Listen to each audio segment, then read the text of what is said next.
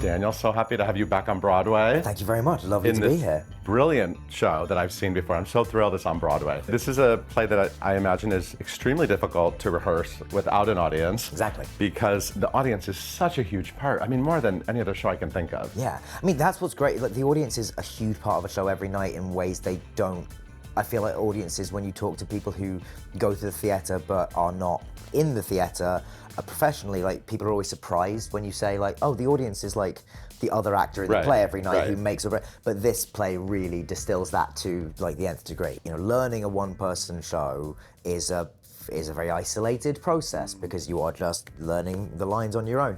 As soon as we got into the rehearsal room, we started rehearsing it we would get people to come in and be sort of strangers and practice audiences for me.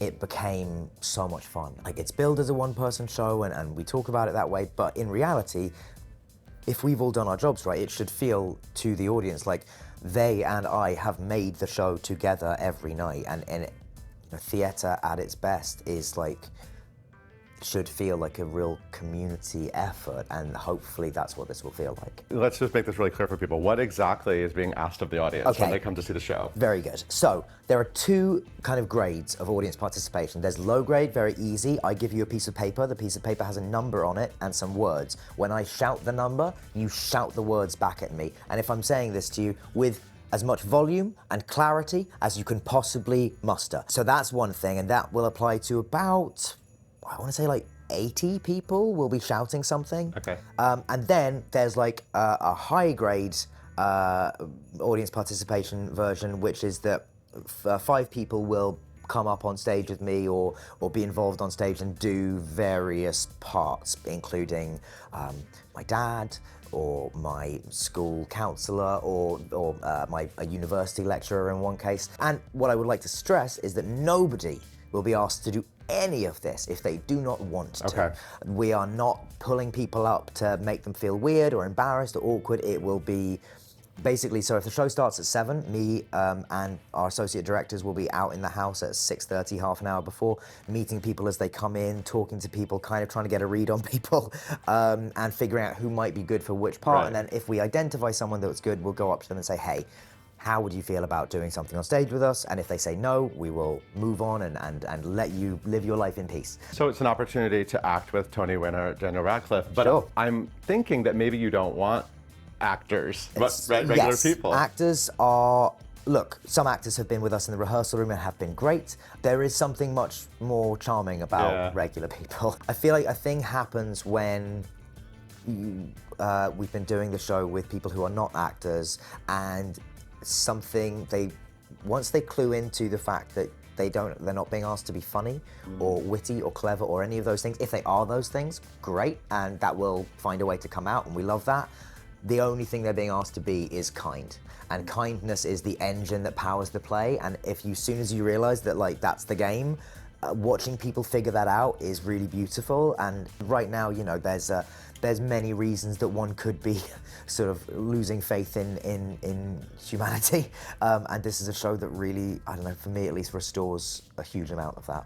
These people in the audience have known you your entire life, more or less. What is it like, that connection you have with people? And is it daunting at all to literally be this intimate with people? It was, and because it started off being one of the things I was most worried about coming into this was that there is something English in me that when I am making eye contact with somebody, the emotion just goes, don't show it. Don't keep that in. That's not for them. That's just for you later, or whatever it is. And actually, like, doing something where I am looking at you as I'm telling a very emotional story, and you look around the room and you can see some people that are just like, don't look at me, don't even make eye contact with me. And then you find some people who you see, like, there's something really beautiful starting to happen where I'll find a few people who I can tell are just connecting with the story in a big way. And then I do start kind of playing a lot of it to them, and I find there's something really beautiful about it, and there's something really that engenders the emotion in me. It's really helpful to me to see somebody that is, and I'm not saying come to the show and be performatively like listening and connecting. But it's something that I have not had on other shows. You know, normally I'm looking just below the mezzanine line and trying not to look at faces.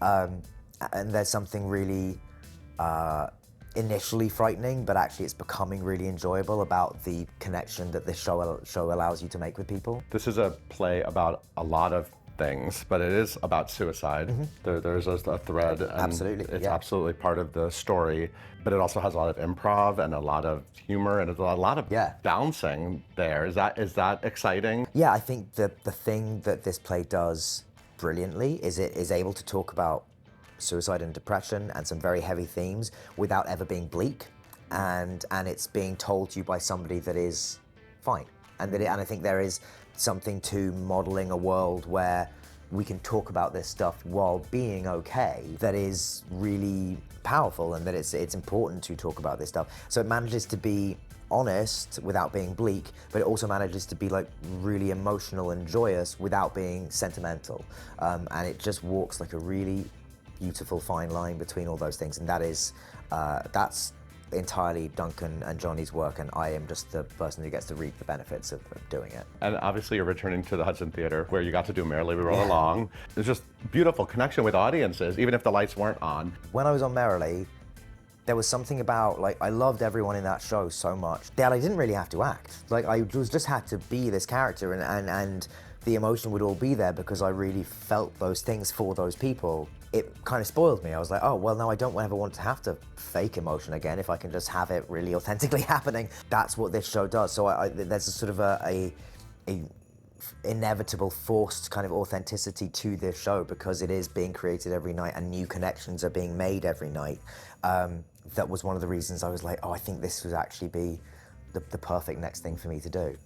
What is it like living with the script? Do you find yourself making gratitude lists all the time? Kind of, where we all are. It has really, there's a line near the end of the play and my character says, I realize how much the list had changed the way I see the world, and he just has this lens on things now, which is like constantly seeing things in the world and being like, oh, that's number such and such on the list, or that. And I feel like it's happened to us all in rehearsal where we have all started like kind of unavoidably noticing all these things and being like, oh, I had a brilliant thing today. Like there was this thing that I noticed, or you know, whether it's like, my friend came in and was like, oh, I finished the chapter of my book exactly as my train arrived at its stop. And I was like, yeah, that's perfect. Somebody came in the other day and this one was so good that it's immediately gone into the show. But when the windscreen wipers, or windshield, I guess you say in America, when the windshield wipers wipe to the beat of the song in the car, it was like, that is, when that happens in life, you go, yeah, hell yeah, that's awesome. Like anything like that, yeah. And it's a very nice way to go through the world. Can you just leave me with one brilliant thing that you've experienced recently? So I went to the Super Bowl recently, and there is something about watching people see themselves on the Jumbotron is, to me, like there is some like unadulterated joy, and it's the moment of like unawareness and looking around to somebody leaning in and tapping them and then go, oh, like it's just, it's so happy and fun and it's great. Yeah, but of course I suggested that, and then I was like, we can't put that into the show because now Jumbotrons have been ruined because of the Coldplay concert.